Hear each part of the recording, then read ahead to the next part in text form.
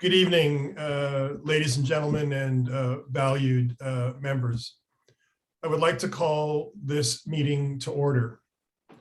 My name is Neil Rogers, President of the Board of the Thornhill Club and Chair for this evening's meeting. Again, good evening.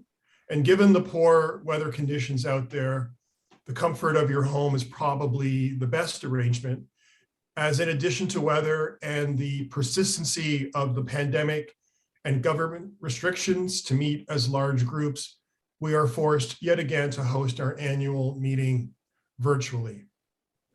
As in the past, only speakers will have audio and video capabilities. We will take questions at the end of the presentations. You may ask a question or pose a comment by typing the question in the Q&A box at the bottom of your Zoom screen. Please state your name and the question, and I, as meeting chair and moderator, will read the question and address it, or pose the question to either Joe Murphy, our club chief operating officer, or Andrew Summerta, the finance director, as both gentlemen and I will be addressing the members during this online presentation tonight. With those initial remarks out of the way, I would like to introduce the board of directors and our COO. Firstly, everyone knows Joe Murphy, our chief operating officer. Maria Gatsios, our facilities director. Marianne Munholland, our activities director. Lynn Greer, director at large, and Lynn also serves on the finance committee. Renzo Marcuzzi, our greens director. Bob Brema, our golf director. Jonah Goldberg, membership director. Dan Scholes, director at large and a member of the executive committee. And Andrew Summerta, our finance director and treasurer, and also a member of the executive committee.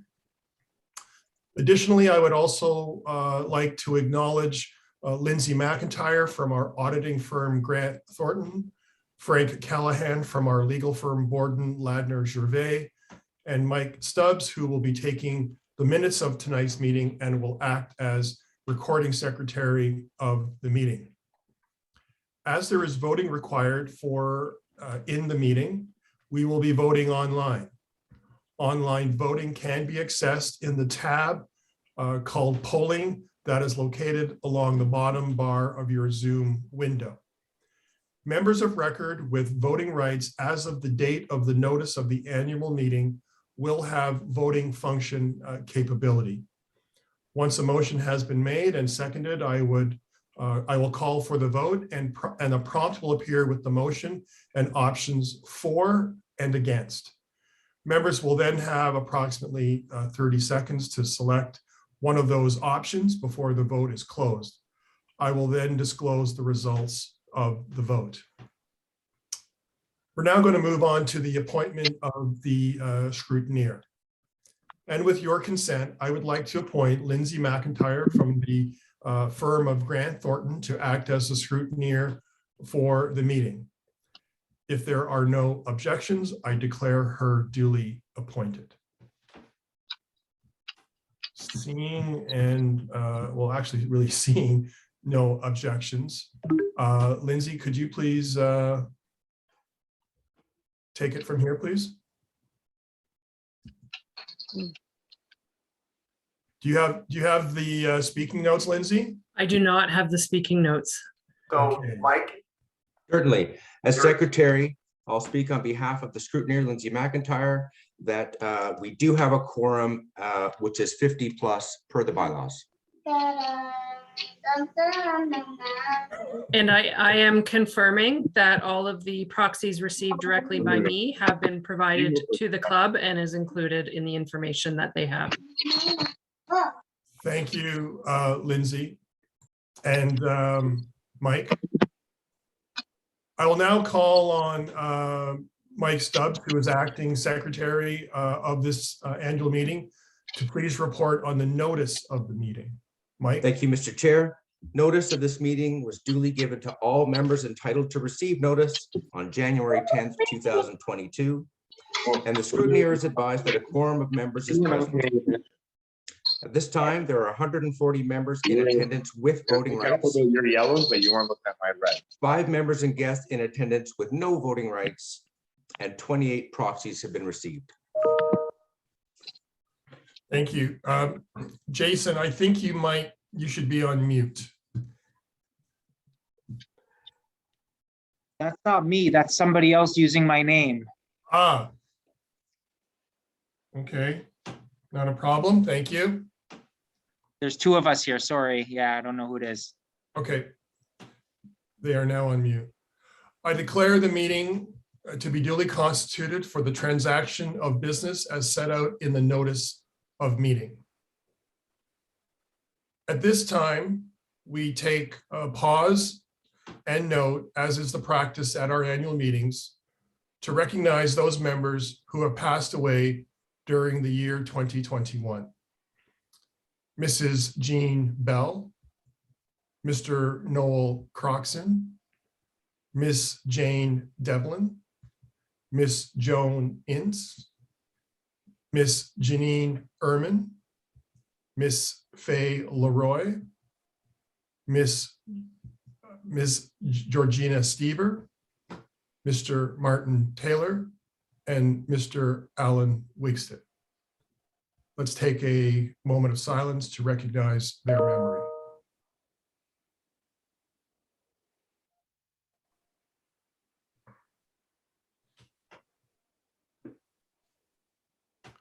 Thank you very much.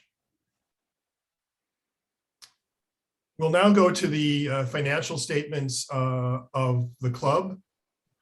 The auditor's report, along with a notice of meeting information circular, form and proxy, and the financial statements were distributed by email on January 10, 2022 to all holders of membership of record on that date. The auditor's report is a standard report that is based on generally accepted auditing standards. Unless there is an objection, I will forego the reading of the report.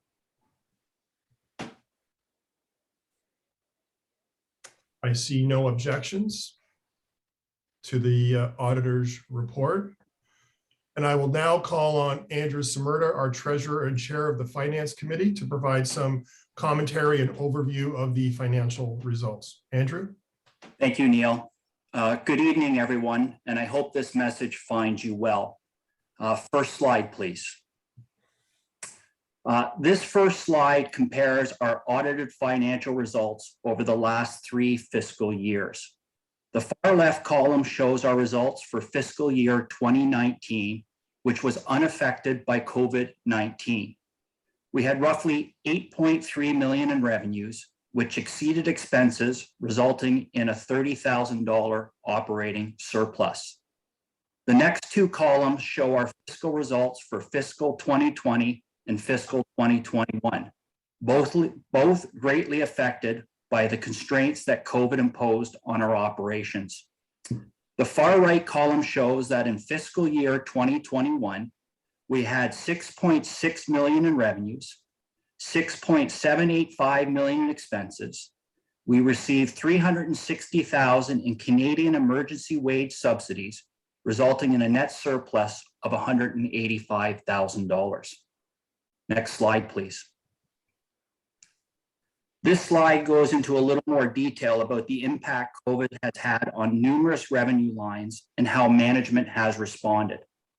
The loss of high margin guest fees, outside golf tournaments and banquets, restrictions on indoor dining, and the loss of Clubhouse active members and the cancellation of last year's curling season explains a large part of our drop in revenues relative to fiscal 2019 in fiscal 2021.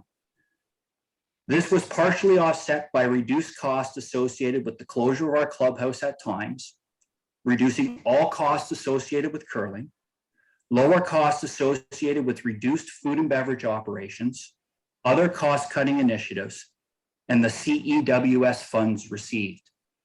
Next slide, please. This slide shows how our cash balances changed throughout the year. We started the year with just over $1 million in the bank. Changes in working capital throughout the year released roughly $63,000 in cash. Lease payments consumed $320,000. We collected $578,000 in monthly capital maintenance fees and spent $972,000 on capital expenditures. New member entrance fees amounted to $510,000. We collected roughly $400,000 in monthly capital renovation fees and paid our bank roughly $410,000 in principal and interest payments. Adding the $360,000 from the CEWS resulted in an ending cash balance of $1.243 million. Next slide, please. This slide gives more detail on what were the major capital projects last year. The 9th and 10th hole renovations consumed $385,000 roughly. The golf simulators cost roughly $200,000. The repair to the clubhouse roof cost roughly $120,000, and the 5th tee, $75,000. The other $260,000 captures items such as new carpets, computers, and kitchen upgrades, cart path paving, and the buyout of leased equipment. Sources of cash to pay for everything came from our opening cash surplus, entrance fees, capital maintenance fees, and other. Please note that operating and capital leases of $320,000 is also paid from the sources of cash. Next slide, please. Our overall liquidity position remains strong with $1.24 million in cash and an unused $2 million line of credit. The club remains in compliance with our bank covenant at year end. We repaid $210,000 in principal, leaving our debt outstanding at $4.75 million. Please note that 2 of our tranches of debt come due this year, with the main tranche maturing in March 2022. We are already engaged with our bank to refinance this debt as they come due. Next slide, please. This slide shows our approved budget for this year. We are budgeting for roughly $7.6 million in revenues, $7.3 million in expenses, resulting in a surplus of roughly $270,000. Next slide, please. The assumptions that drive this result are that COVID will have less of an impact on results than in the previous 2 years. Our revenue assumes a full complement of guests and increased charity tournaments, outside banquet revenues returning to about 50% of pre-COVID levels, and limited government mandated closures and capacity restrictions. We also assume a full complement of long course members and increased Valley and Clubhouse active members. We expect no government subsidies this fiscal year. That is everything from me at this point in time, so I'll turn the call back over to Neil. Thank you very much. Thanks, Andrew. We now have a motion to appoint the auditors. And may I please have a motion to appoint Grant Thornton as the auditors for the fiscal year 2022 and to authorize the directors to fix their numeration. This has been moved by Tim Herron. And will someone please second the motion? That motion has been seconded by Michelle Randall. As you can see, the polling for the voting is now on your screen. Please post your vote in the box either for or against, and I will give about 30-45 seconds to undertake that.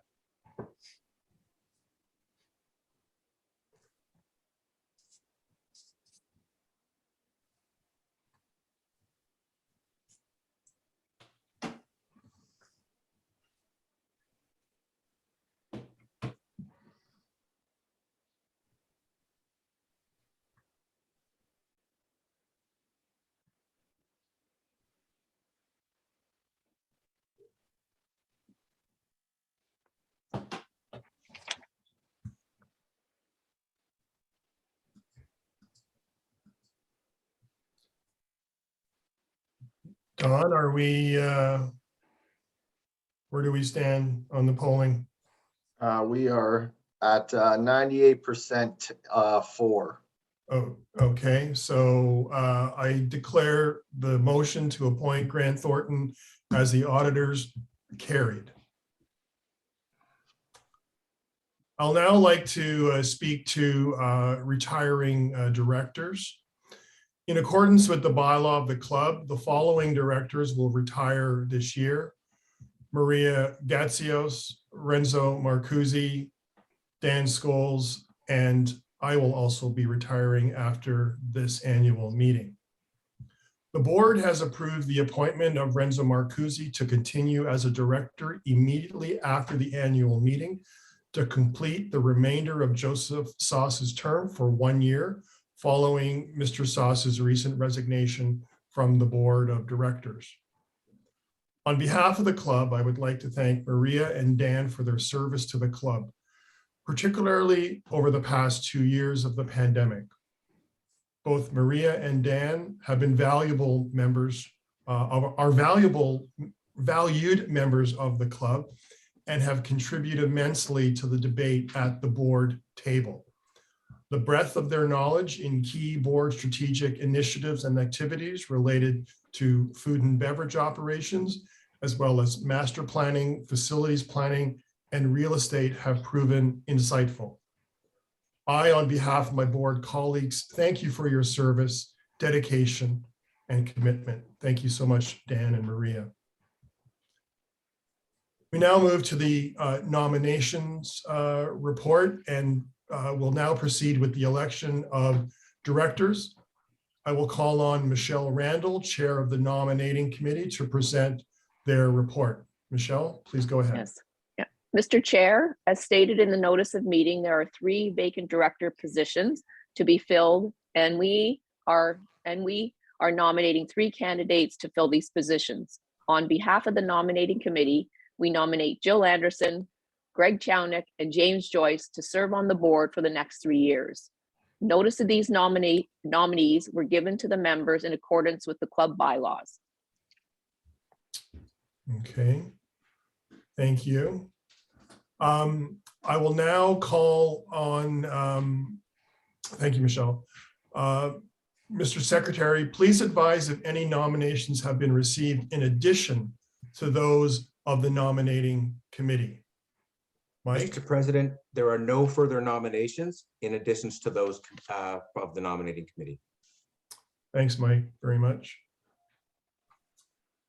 So we now will require, as there are no further nominations, may I please have a motion to confirm the election of Jill Anderson, Greg Chownick, and James Joyce for a 3-year term to the board of directors. That motion has been moved by Tim Herron. And will someone please second the motion? And that motion has been seconded by Michelle Randall. We will now post the vote. Don, can you please post the election of new directors, the poll? Please mark your vote either for or against the 3 directors as has been previously mentioned, and I will give you about 30 to 45 seconds. Don, tell me when you have a 95% type of response rate.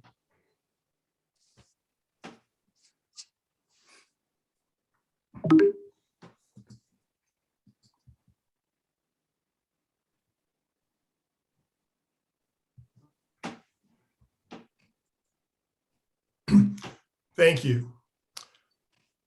I declare that Jill Anderson, Greg Chownick, and James Joyce have been elected as directors of the Thornhill Club. Thank you to all of you for committing to the club, and we wish you well as you serve the club and its members. We'd now like to move our attention to the presentation of our 50-year members. This is quite an achievement to have 3 members who have made it into the 50-year club and are being honored here tonight, who joined Thornhill in 1971. Mr. Drew Gerard, Mr. Jim Lyle, and Ms. Sally Sherwood. This is truly an achievement and an exciting year to be celebrating a half century of membership at Thornhill in our centennial year. We certainly thank Drew, Jim, and Sally for their long-term commitment and service to the club. Each of the recipients will receive their 50-year plaque and pin, which can be picked up at the club. And we hope to have a celebration in your honor with probably a glass of wine sometime over the summer when times permit. I'd now like to call on Dave Clark. As you know, every year we present the Joe Normal Award, which is presented each year to an aspiring junior golf member who demonstrates the honorable traditions of golf that Joe Noble himself epitomized. David, please go ahead.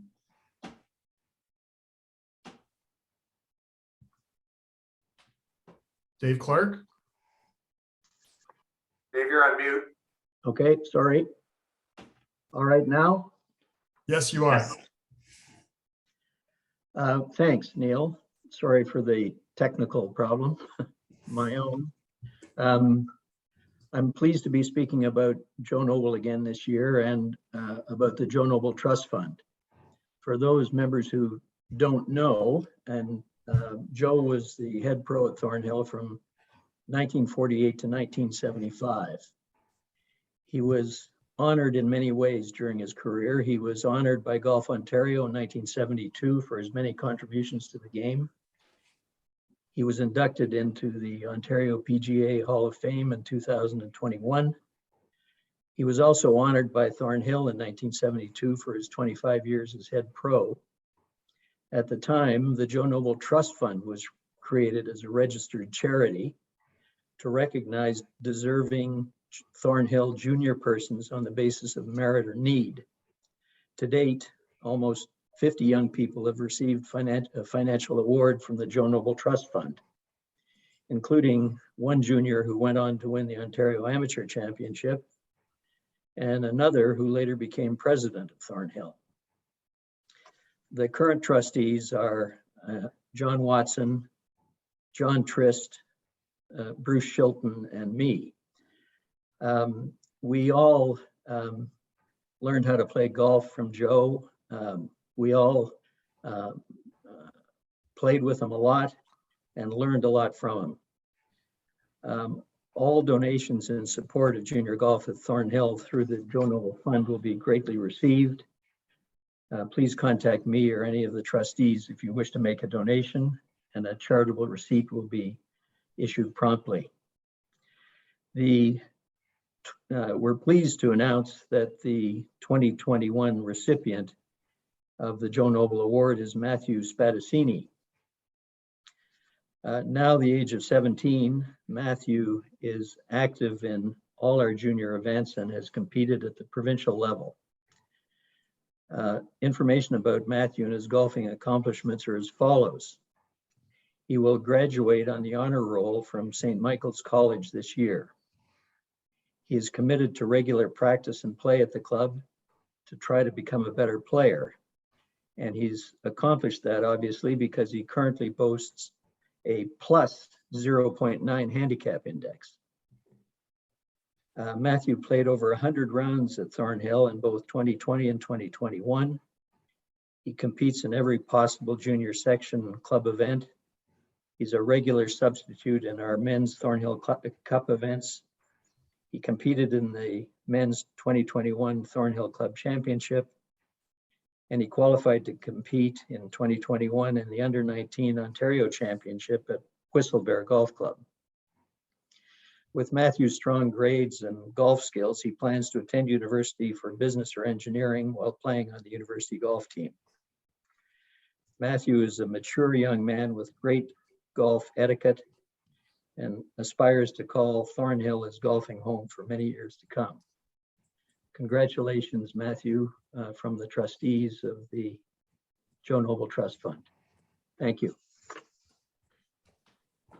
Thank you, Dave. And Matthew, congratulations. It is an incredible accomplishment, and We wish you well in school and in your future golf endeavors. My report is included in the my report is included in the annual report, and so I trust that you have read it. And if you have any questions, I'd be happy to address them at a later time. Furthermore, it gives me great pleasure to inform the membership that prior to tonight's annual meeting, the Board of Directors approved the appointment of Andrew Summerta as club president for 2022 and 2023. Andrew, as many of you know, is both a active golf member and curler. Andrew has been a valuable member of the board for the past number of years, and prior to that, he served on the finance committee. Andrew's diligent attention to club finances and fiscal prudence has served the club incredibly well, particularly in light of the economic challenges we faced during the pandemic. He has been a close confidant in helping me assess initiatives and manage decisions that have been crucial for the club to address as we move into our centennial year and plan for the club's long-term future and sustainability. Andrew, I know you are extremely capable and up for the challenge, and I look forward to helping you out in any way. Congratulations, my friend. Thank you. You have anything you wish to say, Andrew? Yeah, first of all, let me acknowledge the trust that the board has shown in me to take on responsibility on behalf of the club and its members. I look forward to working with the board, committees, and management to further many of the important initiatives that have been started under the direction of Neil and the board. I also look forward to an open dialogue with our membership to better understand the major concerns and opportunities that lie ahead. One of my concerns on taking this role is following the footsteps of a chairman and president who has worked so hard for the benefit of the club and its members. Neil has been a board member for the past 8 years. He chaired the facilities committee as well as the food and beverage committee and has been a president and chairman for the last 3 years. These milestones are a true testament to Neil's dedication to the club. If we flash back over a year ago, I was approached by several board members, including Neil, and asked if I would consider taking the role of chairman and president on for the club. Neil and I had several discussions where I voiced my concerns that I needed more time on the board to understand and learn all the different issues and opportunities that faced the club during the difficult environment we were operating in. Neil selflessly, again, I use the word selflessly, not selfishly, selflessly agreed to extend his presidency for 1 more year and act as a mentor to me during this time. For that, I wish to thank Neil for his direction and friendship. As I have mentioned repeatedly, Neil has given much time and energy for the club. He has always approached every issue with fairness and equity for our diverse membership. He believed in transparency and communication above all. These are attributes I will strive to carry forward. A longtime member who is involved in several committees emailed me today with words he wanted to share about Neil. Paraphrasing the email slightly, I state, I will leave you with the words paraphrasing the email slightly, I will leave you with his words. I want you to also know, as an involved member, I was firsthand witness to the value that Neil brings to the club.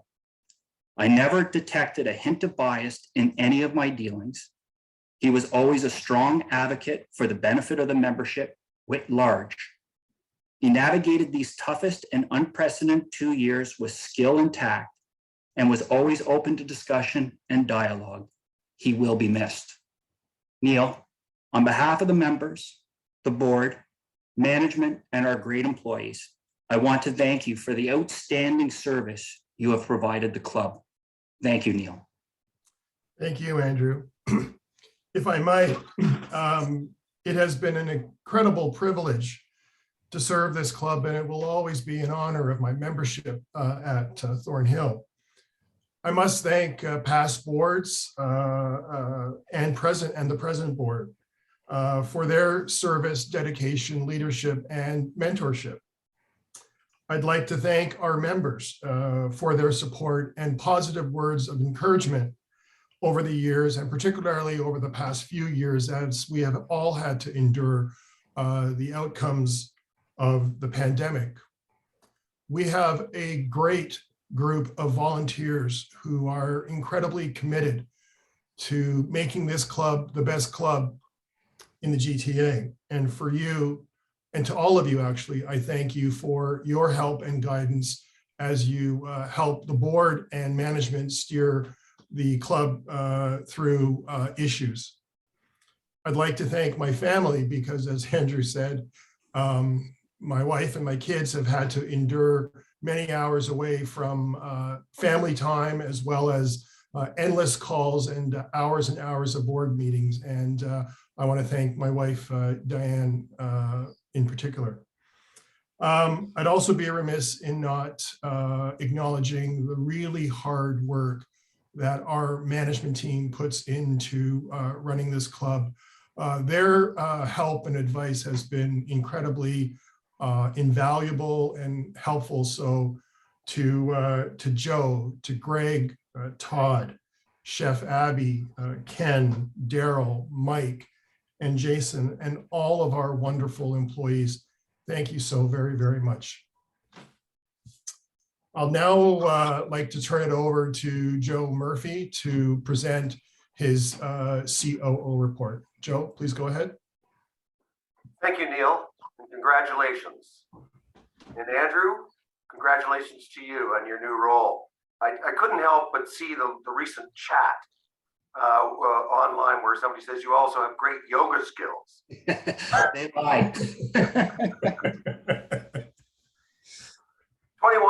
2021 was another great year at the club, despite the continuance, as we all know, of COVID, which continues to hang on.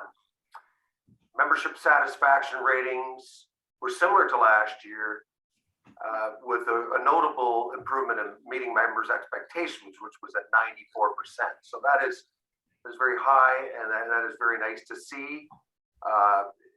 There's still work to do, but that is great, and it's also reflective of our wait list with Category A and Category B members. At the moment, we have 33 waiting to get into Category A and 5 waiting to get into Category B. So a healthy wait list. A number of those are transfers from B to A, but nonetheless, it's a very strong position from a membership point of view. As you know, rounds of play have been up considerably over the last couple of years, albeit 2021 was down roughly 2,000 rounds over last year, but still close to capacity. We're almost at 90% capacity for an 18. This is on the long course, for an 18-hole golf course, which, as you know, doesn't leave a lot of extra time. So we all know that the demand for play is high. If you recall, about a year ago, the task force for the T-Access review, they undertook a very comprehensive study, made some notable changes that included additional exclusive tee times for Category A, both through the week and on the weekend, 7-day advance booking privileges for both Category A and B, and weekend lottery tee time allocations. Excuse me. As the season unfolded, particularly in mid-May when we opened through June and early July, demand was still exceeding supply particularly on the weekends. So we introduced a crossover, which means 6 groups could tee off before 9 o'clock as well from the 9th tee, and it created a little bit of a stall at the first tee for about an hour, but nonetheless got a lot of people out playing before 9, which seems to have been a good move forward. But again, and I'll talk more about that momentarily, about our review that's undertaken at the moment. Many members commented and reflected in the survey that the course conditions and golf services continued to be very good. So they're again similar ratings to the previous year. Our summer camps were very popular. There were capacity last year, which was 240 youngsters, all of which, in fact, almost all of which were children or grandchildren of members. In the past, many of those positions were populated by non-members, children who they knew members or they were sponsored. But this is the growth of our club as a family unit is really starting to take hold over the last couple of years, and we're really seeing it in things like the swimming, the camps, and so on. Food and beverage operations were well supported by the members. The food and beverage ratings slipped, as we communicated to you earlier this year, partly due to some labor shortages we experienced mid-season and on, but there were other factors as well. And we'll talk about that again momentarily as we get into our plans for 22. Tennis had an increase in members, a significant increase in members, more on the seasonal side, and it continues to grow each year. The curling operations, as many of you know, resumed this year after having a hiatus last year due to COVID.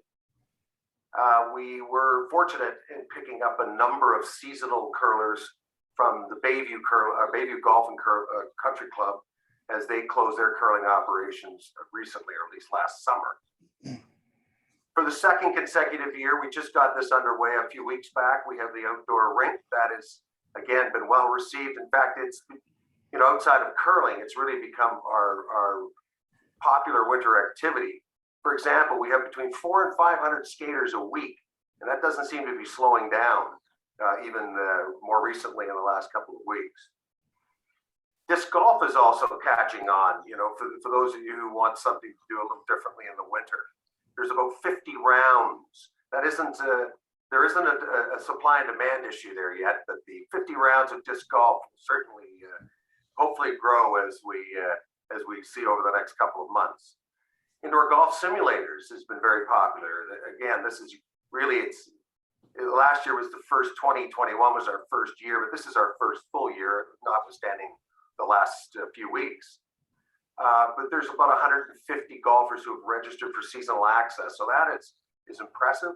And there's a number of golfers and other members using the facilities for, you know, pay as you play, if you will. Next slide. So let's move forward on 22. So T-Access, that continues to be a priority of the board. We struck a new review committee consisting of our men and ladies captain, a number of other people from our golf executive committee. Andrew Summerta chairs the committee, and management like Todd and myself, we sit in on it as well. We're assessing the changes made last year as the three key ones that we talked about earlier, and we'll continue to review some of the challenges that we are faced with, which is really demand. That early morning demand for weekends and holidays is there, and more so than supply. So again, there's some smart people on this committee and people that participate regularly in golf, and we'll come up with something, I'm sure, that will be suitable to the majority of our members. The F&B experience, the food and beverage experience that we just spoke about, is important to our members. We see that through the comments, through the ratings, and our team is keen to make these improvements. They do not like the fact that things have been slipping, but we take that very seriously. We've retained a third-party consultant. This individual is consulted for a number of operations, and the main principal individual is a chef. So he's working with our team, particularly our food and beverage manager and our executive chef, to review our systems and processes, our service philosophy, our menu offerings, and so on. With the input of our consultant with the team, we're confident that you will notice some improvements for the coming year.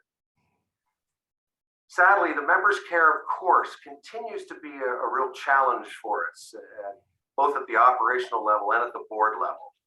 The ratings were woefully low again, and it's really becoming a challenge we really encourage it. I'm not sure what more we can do other than to reach out to our members, constantly remind you of the importance of replacing divots, fixing ball marks, raking the bunkers after use.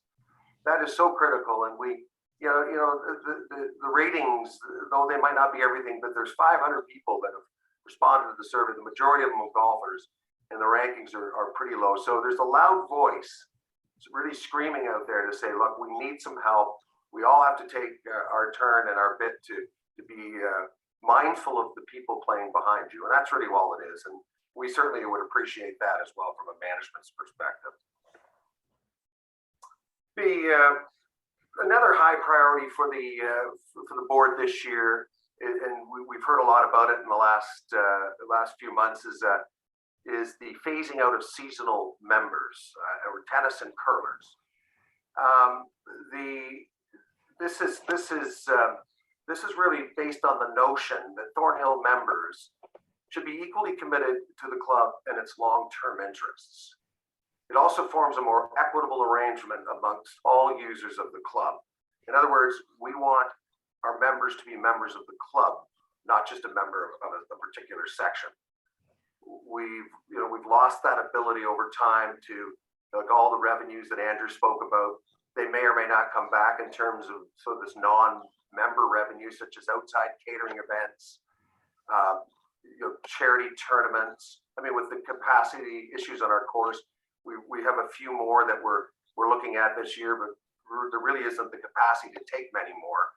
So really, it's a members club, and the dues, it's always been, but it becomes more of a significant source of revenue, and that's key, that our members participate in that they support the club, and not just in their section, but throughout the year. 24 seasonal members have already converted in the last few months, so that's good to see, and we're confident that the majority of our seasonal tennis and curlers will convert, and we look forward to that. Next slide. Continuing with operations, it was said by Andrew as well, we're looking, due to the lengthy closure, our Clubhouse active members, which is really the fitness membership and all other activities, has really dropped off. I mean, obviously, the desire or even the ability to access the gym has been non-existent. We're hoping in a week's time that will change and we'll continue to grow and rebuild that momentum. The new Clubhouse Sport membership, for those of you who don't know that's a new membership, and that's really to accommodate our seasonal curlers and tennis players to move into this year-round membership at modest entrance fees and annual dues as well. The personal training and wellness, that continues, under a lot of it under the personal training under Jeff Hammond, and our wellness with our new practitioners, but they continue to offer those services, and there is quite the market for that at our club, and I know Jeff has a following along with some of the other personal trainers, so it's great to see the support of our members. We have about 14 virtual group exercise classes, roughly with 12 to 15 that we're continuing to offer until we can get back live into our group exercise studio. And of course, Andrew, you should know that the yoga and Pilates are your most popular classes. So there you go. Good to hear. My wife will appreciate that. So the next slide, please. So Centennial Year, you've heard a lot about it. We've got our logos, we've got our book release that's just come out. A lot of members are dropping by, picking up books. We can, if you want to come back and exchange it for a signed copy, you're more than welcome to. In fact, Lauren Rubenstein and Bob Weeks are going to be back on Thursday to sign more books. So for those wanting to have a signed copy, please call Kimberly at reception, and she's managing the whole book inventory. So please work through her. Again, lots of activities planned. It was unfortunate about the Scotties that would have kicked off our Centennial Year. That has been rebooked in a similar way for for the April timeframe. Then I know there's a major curling event happening in February that's around the centennial, but you'll hear more about that. So we have a Centennial Week celebration. Some of this has already been published, but stay tuned for more information. Howard Back and his committee have done an exceptional job for the last 5 years. That's when we put that committee together, and they really have got a nice lineup of events. And I know it'll be a real treat as we move in and look forward to celebrating the club's centennial year. The continue to build tennis and curling memberships, as we spoke about, that is an ongoing commitment of our club. By no means is this move. We feel strongly that moving away from seasonal members to full year-round members will strengthen both of those programs, and we're looking forward to seeing curling and tennis around for many years to come.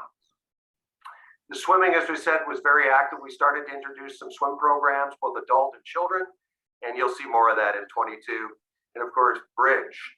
Our bridge section is growing and growing and growing. They have almost had a flawless disruption, if you will, because most of them joined online. There was a hesitance at first, but I know they're looking forward to coming back once we can get back in the club.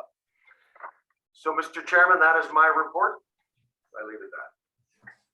Thank you very much, Joe. Are there any questions or comments that members would like to bring forward before the annual meeting?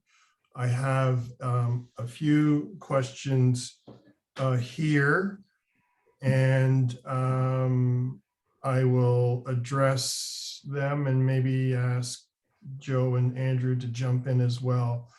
The first question is related to please advise with respect to the status of the land sale acquisition. I can advise the members on this call that the land sale is on hold.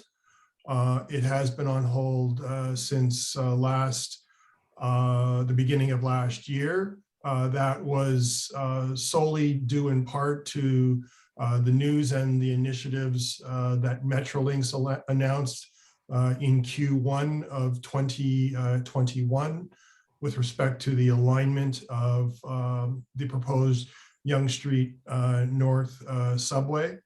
So there is no activity on the land sale, and we await communication from Metrolinx with respect to the Yonge Street Royal Orchard subway station. We have not been contacted at this time, but expect a phone call or a meeting from them in the coming weeks. There is a question regarding the simulators purchase in 2020. They were purchased in October of 2020, which was the start of our 2021 fiscal year. So they were purchased in 2020. They were reported in the 2021 fiscal year. Is that correct, Andrew? That is correct. Okay, thank you. There's a question here with respect to will there be an increased focus and investment in the fitness area in the 2022 season, i.e. equipment and mirrors in the studio, increased classes, perhaps a local fitness retreat whose cost could be covered by the attending participants? Joe, you want to take that one on, please? Yeah, thanks, Neil. There isn't any dedicated focus to that. I mean, it's an area that has been underused. The equipment is still in good shape. I see the question here. I think there was some reference to mirrors and some other areas. Perhaps that individual could be more specific if there were lacking.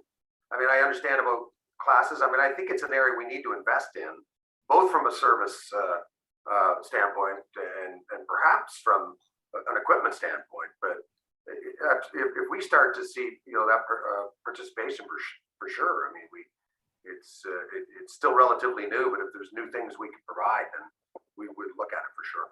Yeah, I recall, remind me, Joe, I do believe we have a fitness subcommittee. Is that correct? We do. So perhaps you may want to email this member and advise them of that, and maybe those types of ideas could go through that committee, upward through our activities director and the board. Yep. Okay. That's a good suggestion.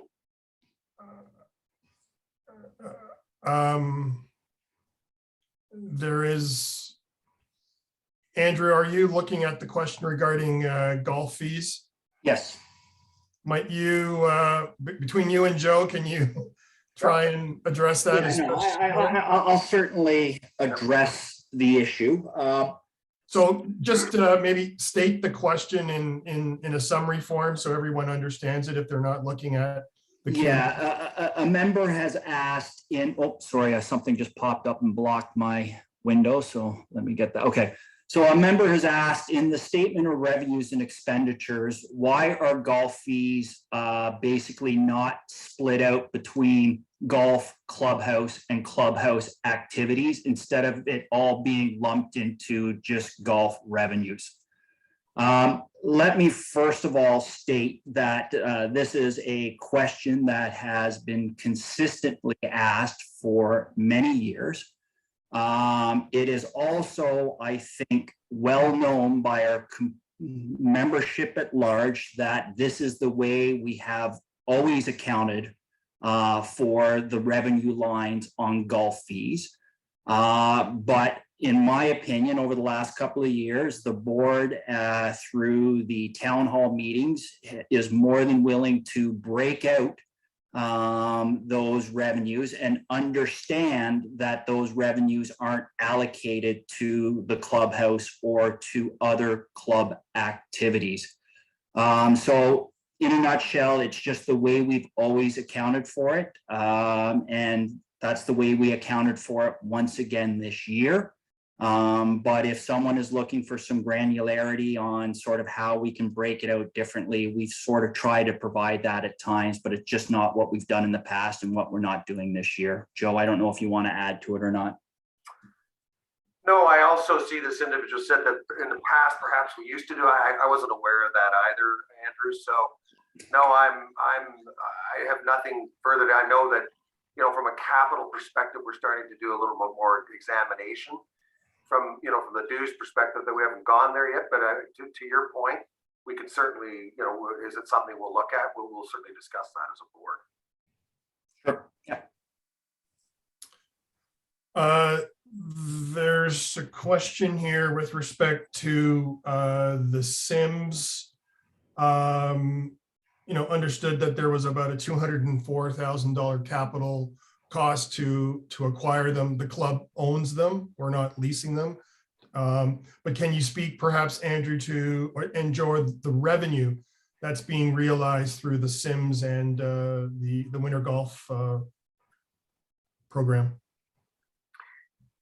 Joe, you want to start or do you want me to start? Well, why don't you talk about the cost of it? I'll talk a little bit about the revenue. Sorry, the cost of the simulators? I think that was that part of the question? So the cost of the simulators were roughly $200,000. And then there was some extras over and above for the software that went into the system itself. If you walk back 2 years when the idea of the simulators were pitched to the board to the finance committee and to the board by management, the expectation was, and Joe, you can correct me if I'm wrong, but based on 150 subscribers to the annual membership, and then on top of that, pay by the hour users, we were estimating about $75,000, I believe, in revenues, and costs associated with that, obviously greatly less. The payback period on that investment was expected to be 3 to 4 years, given the revenue contribution minus the costs on a yearly basis. Obviously, the simulators under the first 2 years of COVID have been well received, but the revenues, given that we gave partial amounts back in the first year, is clearly going to mean that the payback period on the simulators is probably going to approach 4 to 5 years, not the 3 to 4 years originally budgeted for. So again, it was $200,000 expenditure, a payback in about 4 years. So you can assume we're netting about $50,000 in profitability per year. Under normal circumstances, COVID's just pushed that back a bit because of some of the revenue givebacks and revenue delays under COVID the last 2 years. Joe, you can add to that if you would like, or if I'm off on it. That was fine. I was just going to talk about the payback and the revenue, but you've covered that, Andrew. Okay, hopefully that answers that person's question. Speaking of simulators, will the Hawthorne dining room be returned to enable hosting outside member-sponsored banquet events? Joe? It's a very good question. I mean,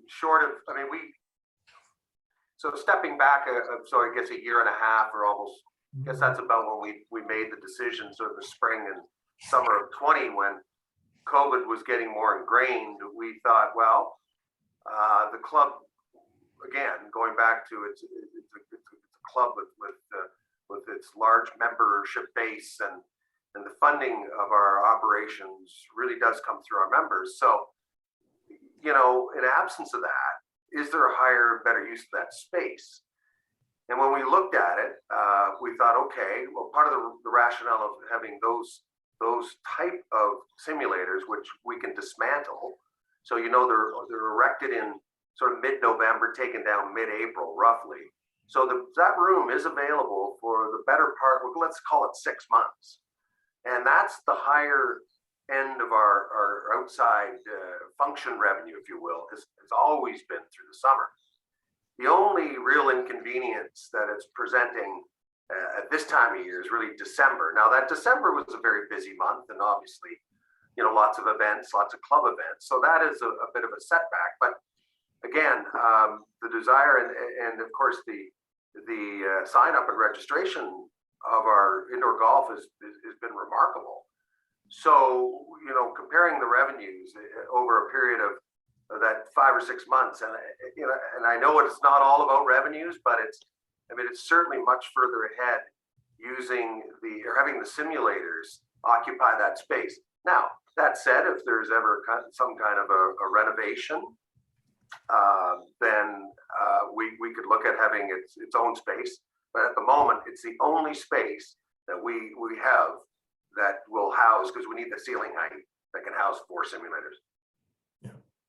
So the answer is yes, we will return to hosting events, banquet-based events in the Hawthorne.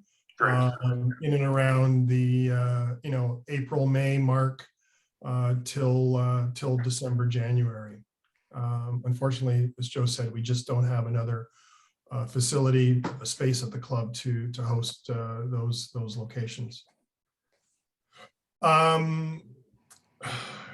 Couple of other questions I'm seeing. Let me think here. Where am I seeing this one? Oh, Joe. Is the hot chocolate and coffee available to those individuals who choose to walk the course? Of course it is. I mean, it's out by the skating rink. We have that pretty regularly, but it's again, it's only during the hours that the rink is open. And but walkers, if it's available, the walkers on the members are welcome to it for sure. Okay. Joe, I'm going to ask you this question, and it's related to the fact that the Scotties tournament scheduled for the first week of January has been postponed till later on in the season. And will the ice be in longer than it is traditionally at the club? No, the curling season will, even with the disruption of the last 3 or 4 weeks with the closure, We haven't moved the date of the closing curling day, which would be April 23rd. That's still scheduled to be the closing date. So the skate out would be per normal, right? And then that area would be returned for the use of golf cart storage, all that other stuff. Correct. Okay, thank you very much. Wow, the Sims have really, there's quite a few questions regarding the Sims. Will the F&B profits, Joe, derived from the Sims be used to more accurately define the payback period being used by the Sims, I presume? So F&B profits going towards paying back the Sims.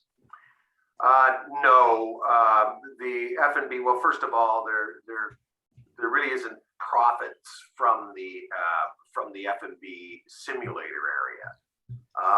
And that's not how we calculated our payback. It was strictly through the fees, registration fees, guest fees, that the monies that we can count on.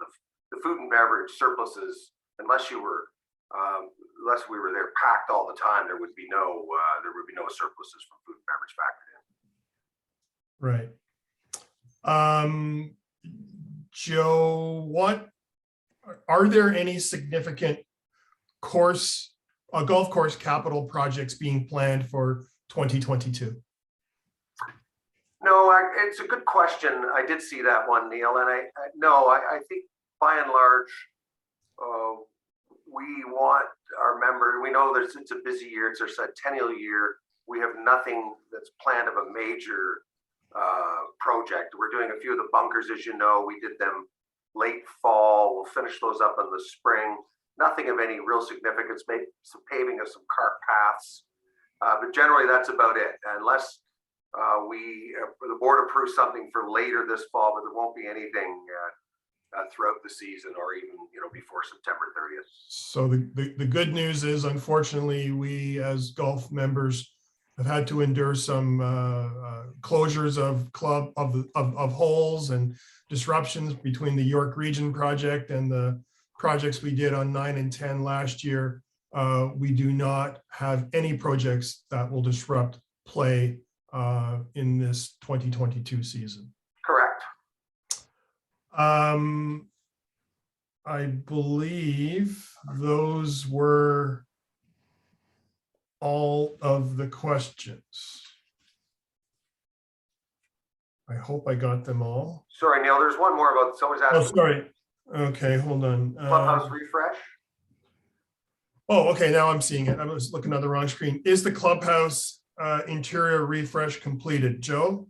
Well, that's again a good question. It's not completed, but they have done a remarkable job.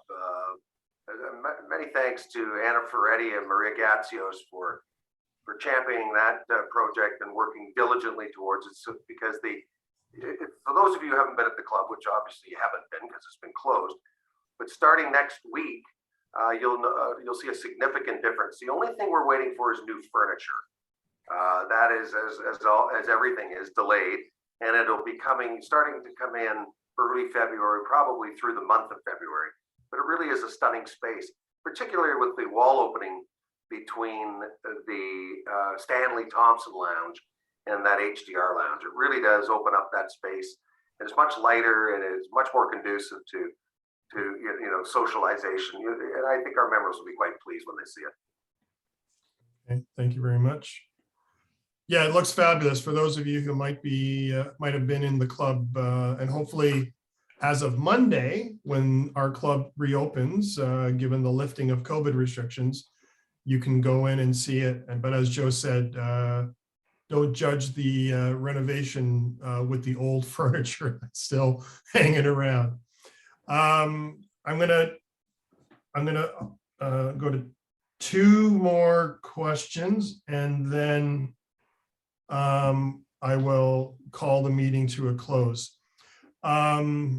Joe, will some of the niceties that have gone away due to COVID and renovations return for members, specifically water in the fitness studios, free coffee in the room beside the simulators.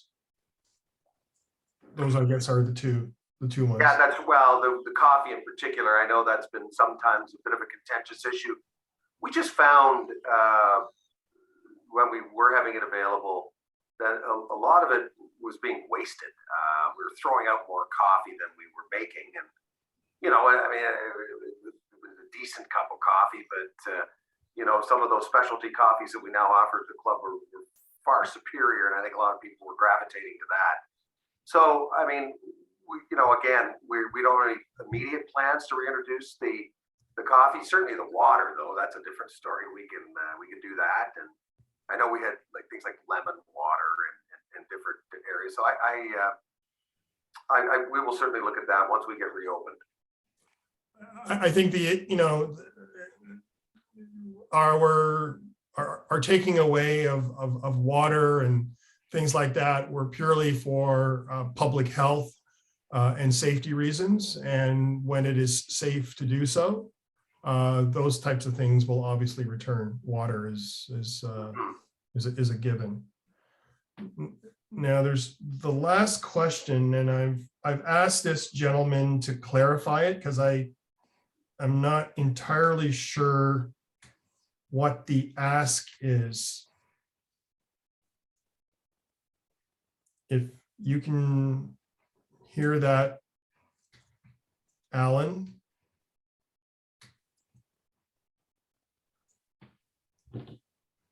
Have there been any reciprocals promised to club members?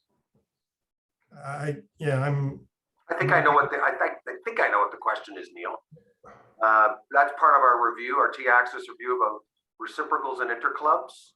Well, I'm not sure, Joe, because he's mentioning the Canadian Open. Mid-Am. Oh, Mid-Am. Well, hold on. I would like this gentleman to clarify his question, please. Okay. I'm not.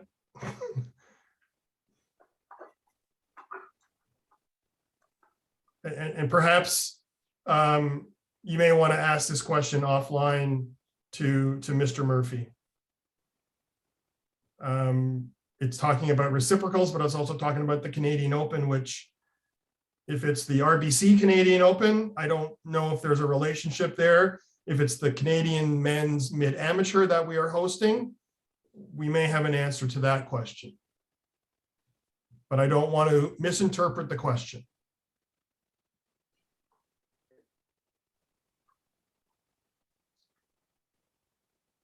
Will the host club of the members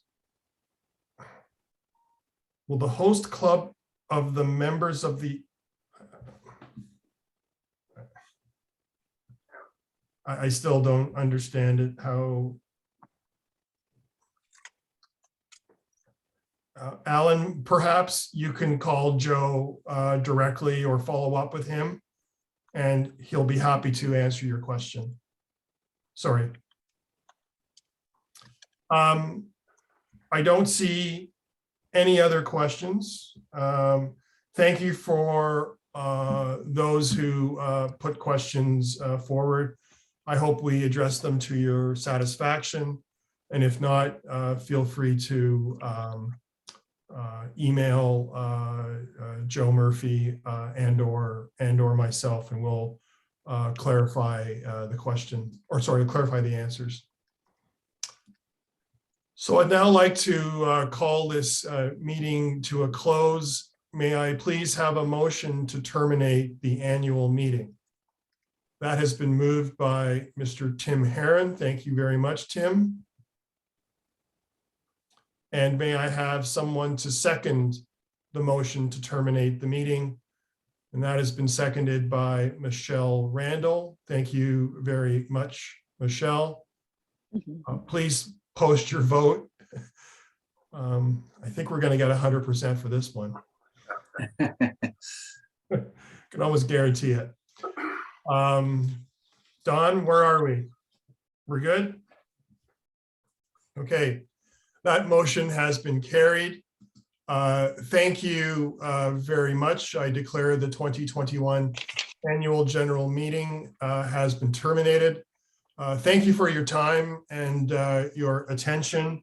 As I noted earlier, a week today, our club is allowed to reopen with 50% capacity in our dining rooms. The simulators will be open. Our curlers will return to the rink.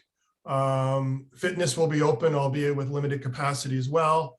And certainly, as Joe said, we are open for our winter outdoor activities, skating, disc golf, walking. I'm sure some people are snowshoeing and going cross-country skiing with the abundance of snow we've had.